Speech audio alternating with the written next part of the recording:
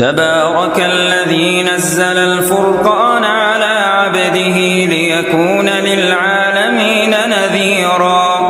پر آنکھ سلامتی ہو جا اور ٹھنڈی ہو جا. پھر قربانی ہے ربی حبلی من الصالحین، نیک بیٹا عطا فرمایا، نیک بیٹا.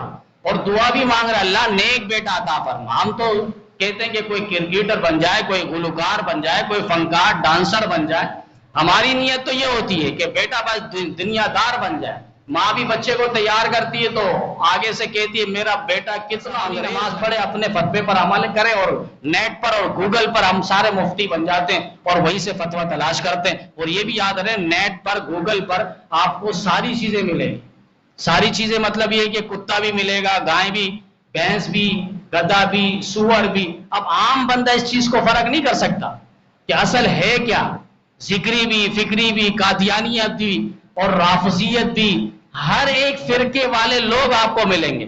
آپ مسائل کو صحیح معنوں میں ڈسکس نہیں کر سکتے اور ریسرچ نہیں کر سکتے کون سا مسئلہ کس حد تک شریعت کے مطابق ہے.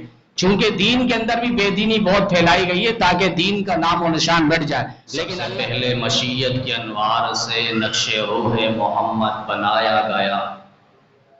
سب سے پہلے مشیت کے انوار سے نقش روح محمد بنایا گیا. پھر اسی نقش سے مانگ کر روشنی بزم کون و مکان کو سجایا گیا.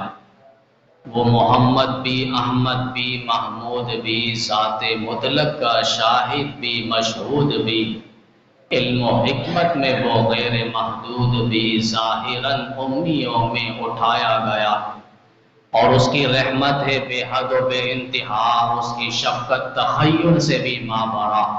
جو بھی عالم جہاں میں بنایا گیا اس کی رحمت سے اس کو سجایا گیا. اور حشر کا غم ہو مجھے قاسم کس لیے، میرا آقا ہے وہ، میرا مولا ہے وہ، جس کے دامن میں جنت بسائی گئی، جس کے ہاتھوں سے کوثر لٹایا گیا.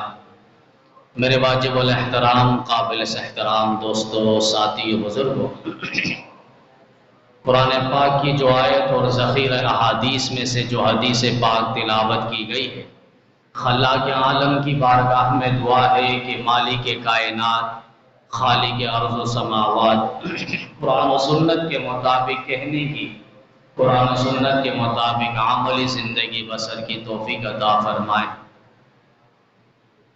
اللہ تعالیٰ کا بے حد کرم، شکر، عنایت، فضل ہے کہ اس نے ہمیں یہ دوسرا تہوار دیکھنا نصیب فرمایا. اور اللہ تعالیٰ نے اس مسلمانوں کو دو مذہبی تہوار دیے ہیں، ایک عید الفطر اور ایک عید الاضحیٰ. اور تقریباً یہ دونوں عیدیں جو ہے عبادات کے بعد، ریاضات کے بعد، محنت اور مشقت کے بعد اللہ تعالیٰ نے دیے ہیں. عید الفطر تراویح، روزہ، تلاوت، ذکر، اذکار کے بعد ایک خوشیوں کا پیغام اللہ تعالیٰ نے عید الفطر کی صورت میں وہ دن دیا. اور اس کے ساتھ عید الاضحیٰ جو حج جیسا فریضہ اور قربانیوں جیسا ایک فریضہ ادا کرنے کے بعد مسلمانان عالم یہ تہوار مناتے ہیں. اور قربانی در حقیقت حضرت ابراہیم علیہ السلام کی ایک یادگار ہے. اللہ تعالیٰ نے ہمیں ملت ابراہیمی میں پیدا کیا اور حضور اکرم صلی اللہ علیہ وسلم کی امت میں پیدا فرمایا. یہ دو علیحدہ علیحدہ چیزیں ہیں، ایک ملت اور ایک امت. عموماً یہ باتیں ہماری سوچ پر، ذہن پر، عقل پر آتی نہیں، نہ ہم نے کبھی اس لفظ کو سوچا ہے، سمجھا ہے. سنا بہت ہے، بولا بہت ہے، ملت ابراہیمی، ملت ابراہیمی، ملت ابراہیمی. لیکن ملت ابراہیمی ہے کیا چیز؟ ملت ابراہیمی فرمایا تین چیزیں ہیں. ایک توحید ہے، دوسرا فرمائے کہ ہجرت ہے، اور تیسرا قربانی ہے. دین پھیلانے کے بھی تین ذرائع ہیں، ایک توحید، نمبر دو ہجرت، اور نمبر تین قربانی. اب جو ملت ابراہیمی میں ہوگا وہ توحید کا پرچار کرے گا، ہر جگہ ہر محاذ پہ میدان پہ ابراہیم علیہ السلام کی طرح توحید کا ڈنکا بجائے گا، صرف ایک اللہ کی عبادت، صرف ایک اللہ کو حاجت روا، مشکل کشا، بگڑی بنانے والا، دستگیر اور کارساز ماننا، یہی توحید ہے کہ اللہ کی ذات عالی کے ساتھ کسی مخلوق کو شریک نہ ٹھہرانا، جو سورہ اخلاص کے اندر بھی اللہ یہی کہتا ہے قل هو اللہ احد اللہ الصمد لم یلد ولم یولد ولم یکن له کفوا احد۔ دوسرے نمبر پر فرمائے ہجرت ہے، جب آپ توحید کی بات کریں گے، توحید کی دعوت دیں گے، توحید کی تعلیم اور تبلیغ اور ترویج کریں گے تو قوم آپ کی مخالفت پر اتر آئے گی، لوگ آپ کے مخالفت پر اتر آئیں گے، حکمران جابر ظالم حاکم وہ آپ کے خلاف آئے گا۔ ہو سکتا ہے کہ آپ کو دین کے لیے ہجرت کرنی پڑے، جس طرح ابراہیم علیہ السلام نے گھر بار کو چھوڑا، والدین کو چھوڑا، قوم قبیلہ خاندان برادری کو چھوڑا، ظالم حکمرانوں سے ٹکرا گئے تنہے تنہا، اور وہ وطن کو خیر آباد کر کے چل پڑے۔ یہ ہجرت کا واقعہ پیش آ سکتا ہے، فرمائے کہ یہ بھی تمہیں کرنا پڑے تو کر گزرنا۔ تیسرے نمبر فرمائے کہ قربانی، اولاد نرینہ اللہ نے عطا کی اور فرمائے اس کو راہ الہی میں اس کو قربان کرو۔ یہ تین چیزیں ہیں جو ملت ابراہیمی جو کہلاتی ہے ملت ابراہیمی، نمبر ایک توحید، نمبر دو ہجرت، نمبر تین قربانی۔ اور امت محمدیہ کہا جاتا ہے کہ ہمیں اللہ نے امت محمدیہ میں پیدا فرمایا، کہ حضور اکرم صلی اللہ علیہ وسلم جو دین لے کر آئے، جو کلمہ لے کر آئے، ہم نے اس کلمے کو دل و جان سے پڑھا اور مانا اور اس کے مطابق احکامات ہم نے زندگی گزاری۔ یہ امت محمدیہ ہے۔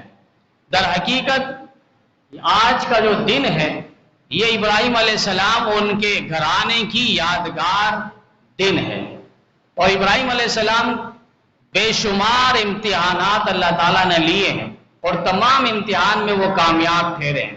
اور سب سے پہلا امتحان اور پرچہ جو ابراہیم علیہ السلام کا لیا گیا وہ اپنے گھر سے ان کا اسٹارٹ ہوا، اور انہوں نے گھر سے توحید کا ڈنکا بجایا، والدین کو سمجھایا ابا جان والدہ یہ بت ہمارے کوئی کام نہیں، ما لا یسمعو ولا یبصرو ولا یغنی عنک شیئا، یہ کوئی ہمارا کام نہیں کر سکتا، نہ سن سکتے ہیں، نہ دیکھ سکتے ہیں، نہ ہماری کوئی پریشانیاں یہ دور کر سکتے ہیں۔ یہاں سے توحید شروع، پھر باہر گئے وہاں توحید کا ڈنکا بجایا۔ کسی نے کہا ستارے ہمارے معبود، کہا اچھا دیکھ لیتے ہیں، ستارے معبود ہیں۔ چند وقتوں کے بعد وہ ستارے غائب ہو گئے، کہا یہ تمہارا معبود تھا، خدا تھا جو ہوتا ہے پھر غائب ہو جاتا ہے۔ پھر کسی نے کہا یہ چاند جو ہے ہمارا معبود ہے۔ ابراہیم علیہ السلام نے کہا ٹھیک ہے مان لیتے کچھ وقت کے لیے، وہ چاند بھی غائب ہوا سورج نکلنے سے پہلے پہلے۔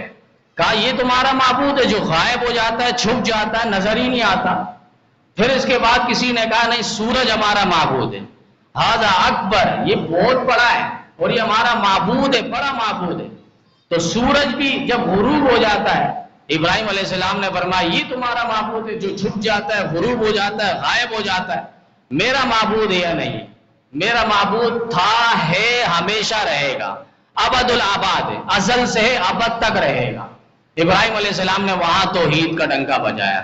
بالآخر ابراہیم علیہ السلام کو نار نمرود میں کودنا پڑا، اور وہ اتنا خطرناک اس نے آگ جلائی تھی کہ کئی میل اوپر فٹ پر بھی اگر پرندہ اڑتا تو وہ جل کے بھسم ہو کے گر جاتا۔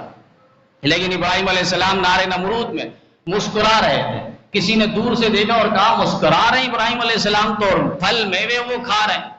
آج بھی آپ دیکھیں گرمی کا موسم ہے، کوئی اسٹاپ پہ کھڑا ہے اور پسینے سے شراب ہو رہے ہیں، دھوپ ہے کڑک، اور کوئی کار سے اس کے پاس سے گزر رہا ہوتا ہے یا اس کے پاس آ کے روکتا ہے اور اس کو مسکرا کے شیشے سے ہاتھ سے کہتا ہے بھائی آپ یہاں کھڑے۔ اب وہ دیکھ رہا ہے کہ اندر یہ مسکرا رہا ہے، میں یہاں پہ پریشانی پہ اور پیشانی پسینوں پہ شرابور ہوں۔ تو کہنے والا کہتا بھائی یہ اے سی کے اندر بیٹھا ہے گاڑی کے اندر، اسی لیے مسکرا رہا ہے، اس کو کوئی پسینہ نہیں آ رہا۔ تو اسی طرح اللہ تعالیٰ نے آج سے کئی ہزار سال پہلے ابراہیم علیہ السلام کے لیے آگ میں اے سی کا بندوبست کیا تھا۔ قُلْنَا يَا نَارُ كُونِي بَرْدًا وَسَلَامًا عَلَىٰ ابراہیم، میرے ابراہیم پر اے آگ سلامتی ہو جا اور ٹھنڈی ہو جا۔ پھر قربانی ہے رب هَبْ لِي مِنَ الصَّالِحِينَ، نیک بیٹا عطا فرمایا، نیک بیٹا، اور دعا بھی مانگ رہا اللہ نیک بیٹا عطا فرما۔ ہم تو کہتے ہیں کہ کوئی کرکٹر بن جائے، کوئی گلوکار بن جائے، کوئی فنکار ڈانسر بن جائے، ہماری نیت تو یہ ہوتی ہے کہ بیٹا بس دنیا دار بن جائے۔ ماں بھی بچے کو تیار کرتی ہے تو آگے سے کہتی ہے میرا بیٹا کتنا انگریز لگ رہا ہے، وہ یہ نہیں کہتی کتنی نبی علیہ السلام کے عاشق اور محبوب لگ رہا ہے اور کتنا بڑا مسلمان لگ رہا ہے، یہ ہماری زبان سے نہیں آتا۔ وہ آتا ہے کہ کتنا اچھا لگ رہا ہے میرا بیٹا، یعنی انگریز لگ رہا ہے، پکا انگریز لگ رہا ہے۔ تو ہماری سوچ، ہماری بول وہاں تک ہے۔ اور ابراہیم علیہ السلام دعا مانگ رہے ہیں، نبیوں کی دعاؤں کے اندر آپ دیکھیں ایسی تاثیر اور فساد اور بلاغت ہے، انسانی عقل حیران رہ جائے۔ ابراہیم علیہ السلام کہہ رہے ہیں رب هَبْ لِي مِنَ الصَّالِحِينَ، نیک بیٹا عطا فرما۔ اور نیک بیٹا بھی کیا، جب ان کو خواب بتلایا گیا، اے بیٹے میں تجھے خواب میں دیکھ رہا ہوں ذبح کر رہا ہوں۔ ابراہیم علیہ السلام کے بیٹے اسماعیل نے کہا ابا جان آپ کر گزریں جس کا آپ کو حکم دیا گیا ہے۔ ابراہیم علیہ السلام نے ان کو پھر مینا کی وادی میں لے جا کر ذبح کے لیے لٹا دیا۔ ایک چھری چلا رہے ہیں، چھری نہیں چل رہی، پتھر پر وار کر رہے ہیں، پتھر دو ٹکڑوں میں تقسیم ہو رہا ہے۔ اب سوال ہوتا ہے چھری گردن پہ کیوں نہیں چل رہی؟ ایک نبی چاہتا ہے چھری چل جائے، دوسرا نبی چاہتا ہے گردن کٹ جائے۔ ایک نبی چاہتا ہے گردن کٹ جائے، دوسرا نبی چاہتا ہے میں گردن کٹوا دوں۔ ایک نبی چاہتا ہے خون نکال دوں، دوسرا نبی چاہتا ہے خون نکلوا دوں۔ ایک نبی چاہتا ہے قربان کر دوں، دوسرا نبی چاہتا ہے قربان ہو جاؤ۔ لیکن سوال ہوتا ہے چھری چلی کیوں نہیں، اسماعیل کٹے کیوں نہیں؟ یہ جواب یہی ہے، قربانیوں کا جو فلسفہ ہے، ہم صرف قربانی کو واقعہ کے حد تک دیکھتے ہیں، اس کے اندر کئی فلسفے ہمارے پاس موجود ہیں، حکمتیں موجود ہیں کہ اللہ بتانا چاہ رہا ہے کہ نبی مختار کل نہیں ہے، نبیوں کے ہاتھوں میں اختیار نہیں ہے، اختیار کا کل مالک اللہ رب العزت کی ذات عالی ہے۔ اللہ جب چاہے جسے چاہے وہ عطا کرتا ہے۔ ما کان لرسول ان یاتی بآیۃ الا باذن اللہ، کسی نبی اور رسول میں وہ اتنی طاقت نہیں کہ وہ معجزہ لا سکے، جب تک اللہ کا حکم نہیں ہوگا وہ معجزہ لا ہی نہیں سکتا۔ چھری چل ہی نہیں رہی ہے، گردن کٹ ہی نہیں رہی ہے، بتلا دیا گیا اس کا مالک اللہ رب العزت ہے۔ چھری نے بھی زبان حال سے یہ کہہ دیا امرانی خلیلی نہانی جلیلی، اے ابراہیم میں کیسے کٹ جاؤں، تو جو مجھے کہہ رہا ہے کاٹنے کو، لیکن رب جلیل تو مجھے کہہ رہا ہے کہ نہ کٹوں، تو میں کیسے تیرے حکم کو مان لوں؟ میں تو اللہ کے سامنے ہوں، اللہ کے حکم کے سامنے ہوں۔ تو یہ یہاں سے ایک فلسفہ ملا۔ پھر ابراہیم علیہ السلام گردن کاٹ رہے ہیں، چھری چلا رہے ہیں، یہاں بھی ہمیں ایک نقطہ ملتا ہے کہ ہم اپنی ساری خواہشات کو 83 سال بعد یہ بیٹا مل رہا ہے، لیکن حکم ہو رہا ہے اس کو اللہ کے راستے میں قربان کرو۔ تو یہاں یہ حکم ہے ہمیں اور آپ کو، پورے مسلمان عالم کو، کہ اپنی خواہشات کو اس پر چھریاں چلا دو، گردن کاٹ دو، قربانیاں دے دو، اپنی انا کو قربان کر دو، تکبر غرور کو قربان کر دو، خواہشات نفسانیہ کو قربان کر دو، اللہ کے حکموں کے مطابق جتنی تمہاری پسند کی چیزیں آ جائے اللہ کی پسند پہ اس چیز کو قربان کر دو۔ یہی قربانیوں کا اصل فلسفہ ہے، اصل چیز یہی ہے، ہم اپنے لیے جو چاہیں تو اللہ کے لیے بھی اسی کو قربان کریں۔ تو قصہ مختصر اور واقعہ مختصر، ہم ٹائم پر نماز انشاءاللہ ادا کریں گے، 6:30 بجے انشاءاللہ نماز عید ہے، تو اس کے لیے ہم کچھ بنیادی مسائل سمجھ لیں۔ عموماً جانور کاٹتے وقت ایک دیکھا جاتا ہے کہ وہ چھری، پہلی بات تو یہ کہ اپنے ہاتھ سے انسان خود جانور کاٹے، اپنے ہاتھ سے، یہ بہتر اور مستحب عمل ہے، اپنے ہاتھ سے۔ اگر کسائی سے بھی کٹوا رہے ہیں یا کسی اور سے کٹوا رہے ہیں تو صحیح العقیدہ ہو، اس کا عقیدہ اور نظریہ صحیح ہو۔ اگر صحیح عقیدہ نہیں ہوگا تو جانور قربان نہیں ہوگا۔ اسی طریقے سے قربانی کرتے وقت بسم اللہ اللہ اکبر یہ چھری پہ پھیرتے وقت یہ پڑھنا ہے، بسم اللہ اللہ اکبر۔ اگر کسی نے اللہ اکبر پڑھا تو فقہ کی کتاب میں لکھا ہے اس کی جان یہ قربانی حلال نہیں ہوگی، پورا لفظ ہو بسم اللہ اللہ اکبر۔ کسائی بھی اگر کاٹ رہا ہو تو اس کو کہتے ماوا گٹکا شریف منہ سے نکال لو، وہ پھر ایسا منہ اٹھا کے پڑھ رہا ہوگا نہ آپ کو پتا نہ مجھے پتا، बिस्मिल्लाह अल्लाहु अकबर। अब उसको बोले आप थूक निकाल दो, मावा गुटका शरीफ 2 मिनट के निकाल दो, कोई बुद्धि पकड़ ले और कहे कि भाई ये फेंको, हमारा जानवर हलाल हो, तो उसको छुरी फेरते वक्त बिस्मिल्लाह अल्लाहु अकबर। और जो जो छुरी फेरे उन सब पर भी जरूरी है, मसलन 2 रगे 4 रगे कटना, और 4 में से 3 भी कट जाए तब भी जानवर हलाल है। और इसी तरीके से 4 रगे उसका अक्सर हिस्सा कट जाए तब भी जानवर हलाल है। लेकिन 2 रगे कटी है और कटने के बाद कोई दूसरा आता है और छुरी फेरने लगता है, तो उससे भी कह दिया जाए कि बिस्मिल्लाह अल्लाहु अकबर। अब होता ये कि जो छुरी फेर रहा होता है वो नहीं पढ़ता, जो मजमा होता है, जो जानवर को पकड़ा होता है, वो सारे बिस्मिल्लाह अल्लाहु अकबर पढ़ रहा होता है। यही हमारे जनाजे के भी हाल है। मैयत मरने से पहले अशहदु अल्ला इलाहा इल्लल्लाह, ये कलमा शहादत वो नहीं पढ़ रहा होता है। अब वो दुनिया से चला गया, अब पीछे जो तख्ता उठा के लेके जा रहे हैं कब्रिस्तान तक, यही सदा लग रही है। और मजे की बात है उसमें कलमा है शहादत यही पढ़ रहा होता है, अशहदु अल्ला इलाहा कोई पूरा कलमा पढ़ रहा हो ऐसा कोई नसीब वाला नजर नहीं आता। तो ये एक बुनियादी चीज है। और जानवर को जब हम लिटाए तो कोशिश करें उस लिटाते वक्त ही उसका किबला रुखो, पांव किबले की तरफ करें। अब होता ही कि सर को घुमाया जाता है। अब आप खड़े हैं नमाज में तो हम पांव को किबले की तरफ करते हैं ना, ये पंजे जो हमारे पांव के ये हम किबले की तरफ करते हैं। अब इसको अगर पंजे को आप इस तरफ कर दें तो फिर किबला रुख नहीं होगा। तो असल ये कि पांव को किबले की जानिब करें, लिटाते वक्त ही कोशिश हो कि जानवर किबले की तरफ हो। और अगर लिटाने के बाद आसानी के साथ जानवर अगर घुमा के कर सकते हैं तो कर लें, उसको तकलीफ ना हो।